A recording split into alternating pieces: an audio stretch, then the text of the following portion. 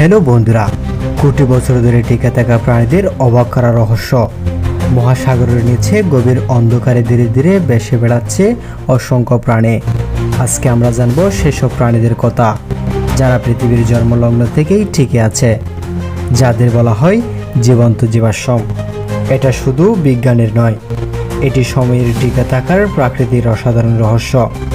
কোটি কোটি বছর ধরে অনেক প্রজাতি বিলুপ্ত হয়েছে।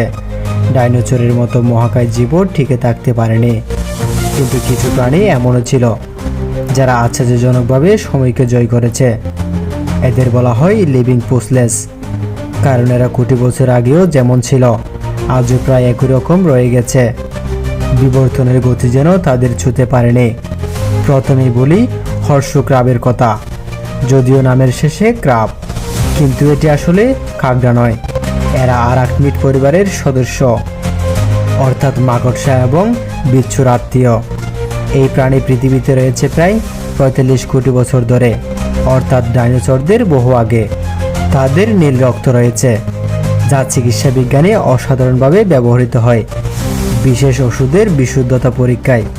তাদের দেহে যে শক্ত কুলস রয়েছে সেটি তাদের শত্রুর হাত থেকে রক্ষা করে।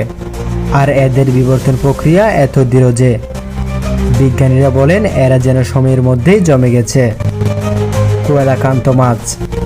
এই মাছটির নাম শুনলেই বিজ্ঞানীরা আজও শিহরিত হন, কারণ একসময় বিজ্ঞানীরা বিশ্বাস করতেন কোয়েলাকান্ত ৬৫ বছর মিলিয়ন আগে ডাইনোসরের সঙ্গে বিলুপ্ত হয়ে গেছে।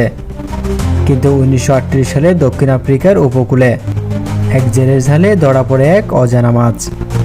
সেটি ছিল কোয়েলাকান্ত। এটি ছিল বিজ্ঞান জগতের এক অবিশ্বাস্য চমক। এদের দেহ গঠনের মধ্যে রয়েছে পাখনার মতো অঙ্গ, যা ভূমিতে হাঁটাচলা করা প্রথম প্রাণীদের দিকে ইঙ্গিত দেয়। এটি যেন জলস্থলের মাঝামাঝি এক বিবর্তনীয় সেতুবন্ধন। নাটিলাস। নাটিলাস এক ধরনের সামুদ্রিক শ্বাসযুক্ত প্রাণী, যার অস্তিত্ব ৫০ কোটি বছরেরও বেশি পুরনো। এদের কুলস অনেকটা গোলাপি জ্যামিতিক ডিজাইনের মতো, যা বিজ্ঞানীরা সোনালী অনুপাতের নির্দেশ হিসেবে দেখেন। নাটিলাস এখনও তার পূর্বপুরুষদের মতোই দেখতে, সময় যেন তাকে স্পর্শ করেনি। লাম্প্রে মাছ। লাম্প্রে হলো এক ধরনের চোষক মুখওয়ালা মাছ, যাদের চেহারা অনেকটা এলিয়েনের মতো। এদের দাঁতও চোষা মুখ দিয়ে তারা অন্য মাছের শরীর থেকে রক্ত চুষে নেয়। ভয়াবহ হলেও এরা পৃথিবীতে রয়েছে ৩৬ কোটি বছর ধরে। এরা মেরুদণ্ড প্রাণীদের আদিমতম প্রাণীদেরগুলোর একটি। এছাড়াও রয়েছে আরও অনেক আশ্চর্যজনক প্রাণী ও উদ্ভিদ, যেমন শার্ক। ৪০ কোটিরও বেশি বছর ধরে শিকারী রাজত্ব করে যাচ্ছে সমুদ্রে। টিওয়াট্রা নিউজিল্যান্ডের সরীসৃপ, ডাইনোসরের যুগের সাক্ষী। তবে প্রশ্ন হলো, এরা কিভাবে এত লম্বা সময় টিকে গেল? এদের গঠন এতটাই উপযোগী ছিল যে পরিবর্তনের দরকার হয়নি। পরিবেশগতভাবে প্রতিকূলের সময়ও এরা নিজেকে মানিয়ে নিয়েছে, অনেক সময় গভীর সমুদ্র বা দুর্গম অঞ্চলে থাকার কারণে এদের অস্তিত্ব রক্ষা পেয়েছে। এটা প্রমাণ করে যে প্রকৃতিতে সবচেয়ে বুদ্ধিমান নয়, বরং সবচেয়ে উপযোগী প্রাণী টিকে থাকে। এই সবাই যখন প্রাণীদের কথা ভাবছে, তখন আসে এক আশ্চর্যজনক গাছে, গিঙ্কু গাছ।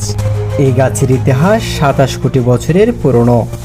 এর পাতা দেখতে অনেকটা পাকার মতো, আর এটি একমাত্র জীবিত সদ্য গিঙ্কু গাছ। চীন ও জাপানে এই গাছকে দীর্ঘজীবন, শক্তি ও স্মৃতিশক্তির প্রতীক হিসেবে দেখা হয়। এমনকি হিরোশিমার বিস্ফোরণেও যে কয়েকটি গাছ বেঁচে গিয়েছিল, তাদের মধ্যে ছিল গিঙ্কু। এই গাছ প্রকৃতির সবচেয়ে স্থিতিশীল ও টেকসই উদ্ভিদগুলোর মধ্যে একটি।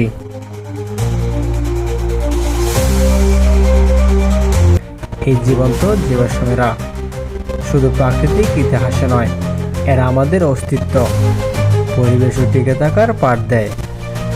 যেখানে মানুষ তার আধুনিক প্রযুক্তির সভ্যতার মধ্যে হারিয়ে যাচ্ছে, এই প্রাণীরা যেন আমাদের মনে করিয়ে দেয় প্রকৃতির গভীরে লুকিয়ে রয়েছে সময়ের এক নিঃশব্দ সাক্ষী।